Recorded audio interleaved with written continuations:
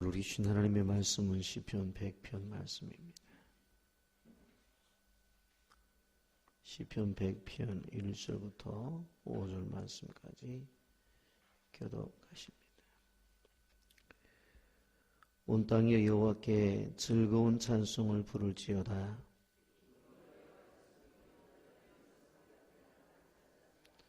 여호와가 우리 하나님이신 줄 너희는 알지어다. 그는 우리를 지으신 이요 우리는 그의 것이니 그의 백성이요 그의 기르시는 양이로다.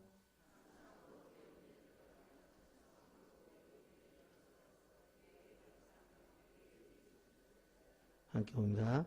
여호와는 선하시니 그의 인자하심이 영원하고 그의 성실하심이 대대에 이르리로다. 아멘. 옛날에 사단이 하늘로부터 지구에 내려왔습니다. 그리고 북유럽 스칸디나비아 반도에 위치한 노르웨이에 창고를 하나 지었습니다. 그리고는 그 안에 각종 사탄의 씨들을 보관해 두었습니다. 미움의 씨, 질투의 씨, 슬픔의 씨, 욕심의 씨, 이런 씨들을 두고 그 창고에서 그 씨를 가져다가 이 나라 저 나라에 뿌리기 시작했습니다. 이런 씨는 누구의 마음에 뿌려도 어느 마음에 뿌려도 어느 나라에 뿌려도 싹이 잘 났습니다. 그런데 한 동네에서만은 이 씨가 효력이 없었습니다. 씨를 뿌려놓고 물을 주고 씨를 뿌려놓고 거름을 주어도 싹이 나질 않아요. 그래서 마귀가 도대체 왜 다른 데는 다 싹이 나고 잎이 나고 열매를 맺는데 이 동네는 싹이 안 나나? 물도 주고 거름도 주는데 왜 도대체 싹이 안 나나? 이해가 안 됐어요. 근데 마을 입구에 보니까 그 마을의 이름이 감사의 마을이었습니다. 그래서 그 마을 사람들은 어떤 일이 생겨도 기뻐했고 감사하는 말이었던 것을 볼 수가 있습니다. 여러분, 이러한 이야기가 노르웨이에 있는데, 그래서 노르웨이는 이러한 말이 속담이 있다고 합니다. 감사하는 마음에는 사탄이 씨를 뿌릴 수 없습니다. 따라서 하십시오. 감사하는 마음에는 사탄이 씨를 뿌릴 수 없습니다. 이러면 시편 100편의 별명은 감사의 시입니다. 본문 2절에 보면 나갈지어다 라고 말씀하며 4절에 보면 그 문에 들어가며 라고 말씀하고 있고 또한 그 궁정에 들어가라 말씀해요. 바로 이 시는 성전에 올라가는, 그래서 성전에 올라가면서 사람들이 부른 노래입니다. 근데 이 본문을 보면 감사하면서 나가고 감사하면서 그 문에 들어가고 감사하면서 그 궁중에 들어가고, 그래서 성전에 올라가는 사람들이 감사하면서 올라간다라고 하는 말씀의 내용입니다. 도대체 그렇다고 한다면 우리가 그 하나님 앞에 왜 감사를 해야 되는가? 3절을 중심으로 해서 좀 말씀을 생각해 보려고 합니다. 3절에는 그라는 말이 4번 나오게 되어지는데 3절을 다 같이 한번 읽어봅니다. 여호와가 우리 하나님이신 줄 너희는 알지어다. 그는 우리를 지으신 이시여 우리는 그의 것이니 그의 백성이여 그의 기르시는 양이로다. 아멘. 주체로 그는 우리를 지으신 자다. 무슨 얘기합니까? 그가 우리의 창조주다라고 하는 것입니다. 여러분, 우리가 이 자리에 서 있는 것, 이 자리에 앉아 있는 것은 어떻게 이 자리에 있게 된 거예요? 하나님이 만드셨기 때문에. 그래서 감사가 있어야 되는 거예요. 여러분, 중국 공산당을 피해서 이제 대만을 세운 장개석 총독은 자기 생일이면 수상인데도 불구하고 생일 파티를 한 적이 없답니다. 그러면서 이 장 총독이 생일이면 늘 이런 말을 하면서 물도 마시지 않고 금식을 했다는 것입니다. 내 생일은 이 세상에 내가 온 날이다.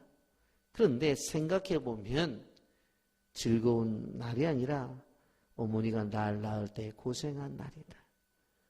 내가 내 어머니를 최고로 고생시킨 날인데 어떻게 내가 잘 먹을 수 있냐. 그렇게 이야기를 하면서 어머니가 고생한 것을 생각하면서 음식도 차리지 아니하고 금식을 했다는 것입니다. 그런데 생각해 보면 어머니 태에서 나왔다고 해서 나를 어머니가 만든 것이 아니라 하나님이 만든 거예요. 단지 어머니가 10달 동안 바로 그 태를 하나님께 빌려준 거예요. 여러분 한번 이러한 비유를 들어보겠습니다. 요즘 자기 행동하는 로봇가 현대에서 개발이 되었다고 하는데 고도의 기술자들이 만들어서 말도 하고 행동도 해요. 앞으로 이제 인간의 감정을 좀 넣겠다고 그렇게 얘기를 합니다만 어디까지 이 로봇이 우리가 발전이 될지는 모르겠어요. 그런데 만약에 이 로봇이 나는 현대 공장에게 감사한다. 이 현대 공장 때문에 내가 이렇게 태어났다고 말을 한다고 한다면 그 로봇을 만든 과학자는 어떤 생각을 하겠어요? 웃기는 일이다라고 그렇게 얘기할 거예요. 사실 그것을 디자인하고 모든 설계를 하고 만든 과학자가 있는 것이고 바로 현대에서 만든 것은 공장에 불과한 거예요. 생각해 보면 생명의 창조라고 하는 것이 하나님이 창조하신 것이고 바로 인간의 몸은 빌린 거란 말이에요. 그렇기 때문에 오늘 성경이 말씀하는 거예요. 여기에서 그렇게 말씀하는 거예요. 그는 우리를 지으시니. 부모가 지은 게 아니라 누가 지었다는 거예요? 하나님이 지었다는 거예요. 그렇기 때문에 하나님이 지은 사실에 대해서 인정하고 그 사실에 대해서 감사하는 거예요. 그래서 감사함으로 그 문에 들어가며 찬송으로 그의 궁정에 들어가서 그에게 감사하며 그 이름을 송축할지어다. 그렇게 말씀하고 있습니다. 꼭 기억하십시오. 우리를 만드신 분은 하나님이십니다.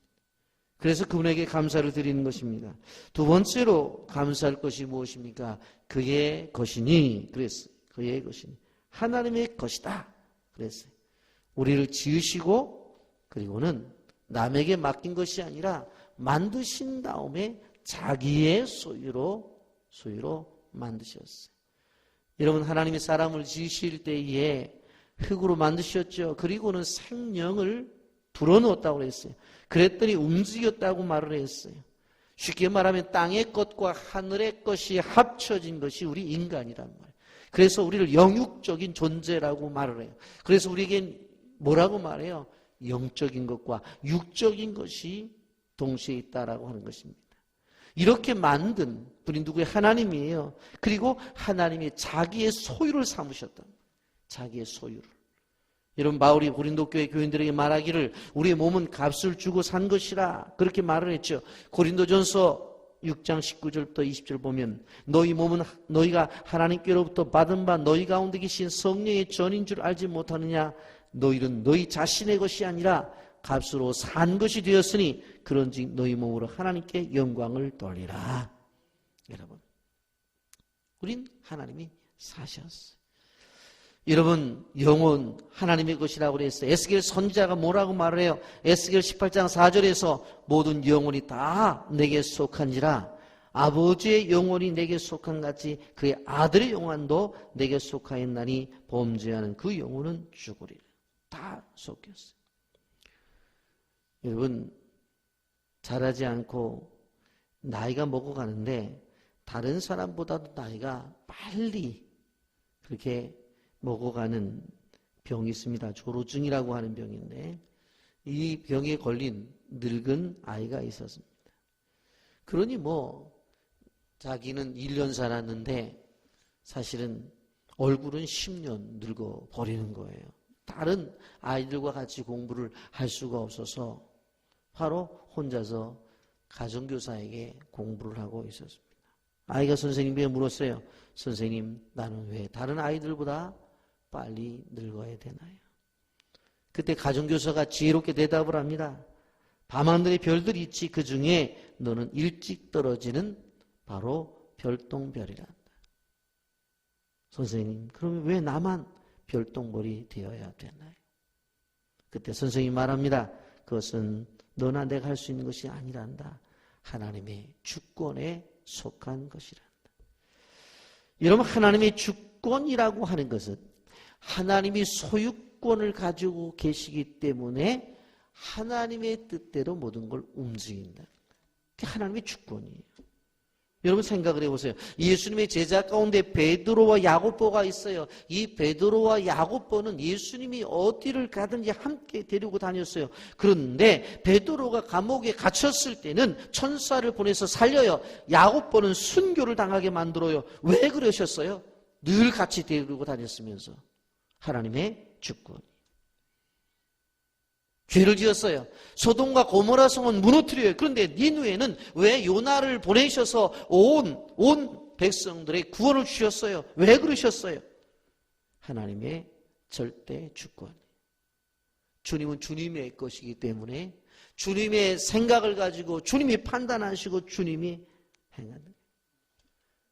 모세는 120살이 되도록 눈이 흐리지 않았어요. 요즘 말로 말하면 안경도 안 썼어요. 그런데 사도 바울은 젊은 나이에 눈이 흐려서 성경도 제대로 쓸 수가 없었어요.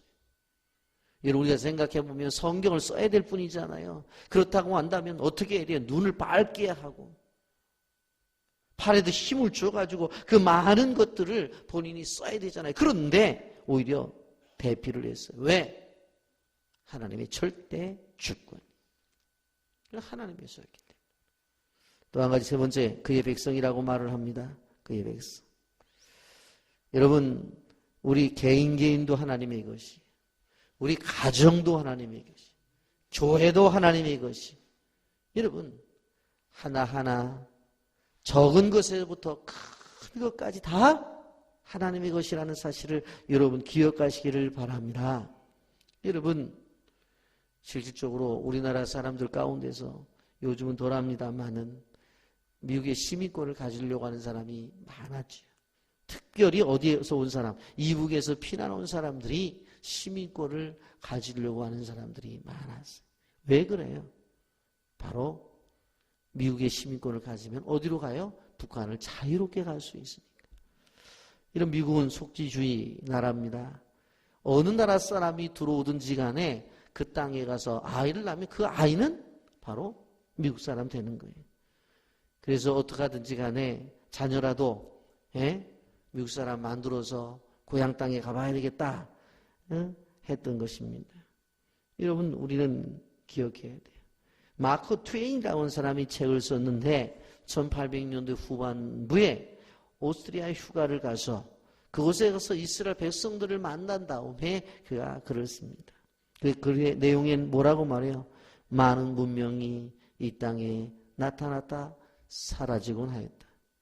잠깐 동안 문명은 횃불을 높이 치켜들었다. 그리고 사라졌다. 역사를 보아라. 페르시아, 바벨론, 애국, 고대 문명은 다 어디로 갔는가? 그들은 잠시 횃불을 치고 들었을 뿐이다. 그들은 유대인들을 지배하였다. 그리고 세계를 지배하였다. 그리고 우주 저편으로 사라졌다. 그들은 우리 곁에서 사라졌으나 유대인들은 아직 여기 함께 있다. 유대인을 짓밟은 문명들은 사라져버렸습니다. 그러나 그 속에서 유대인은 견뎌냈습니다. 사람들은 유대인을 짓밟았으나 결코 멸망시키지는 못했습니다. 왜 그랬어요? 왜 그랬어요? 마크 트웨인은 물었습니다. 유대인의 이 불멸성의 비밀의 도대체 무기가 도대체 뭐냐? 이 민족을 밟아도 살아나고 이 민족이 죽이려고 수많은 세력들이 수많은 나라가 침범을 하고 해도 살아남는 이유가 뭐냐? 이 질문에 대해서 졸라신학의 세이프 학장은 이렇게 말했어요. 내가 트윈의 질문에 대답을 하겠습니다.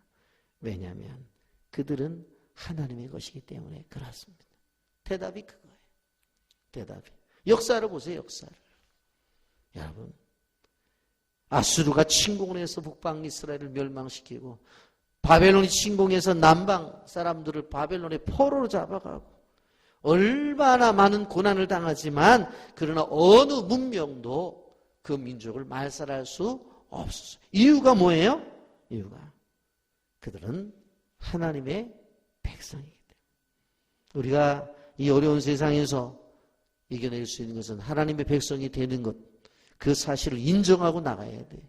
이미 하나님의 백성이 되었음에도 불구하고 그것을 인정하지 않는 사람들이 있어요. 그러니까 삶이 어려워요. 네 번째, 그의 기르시는 양이기 때문에 그렇습니다. 여러분, 우리를 기르시는 하나님, 그 하나님에게 감사를 드려야 된다고 하는 것입니다. 여러분, 분명히 3절 하반절에 이렇게 말하죠. 그의 기르시는 양이로다. 여러분, 개도 누가 기르냐에 따라서 행복감이 달라요. 여러분, 개도 한번 딱 보세요. 옷 입혀놓은 거 보면은 부잣집 개인지 가난한 집 개인지 달라요. 요즘 서울에 가면 개식당이 있대요. 거기 보면 메뉴판이 나오는데, 그리고 거기에 보면 털을 더럽히지 말라고 턱받이까지 해가지고 요즘 밥을 먹인대요.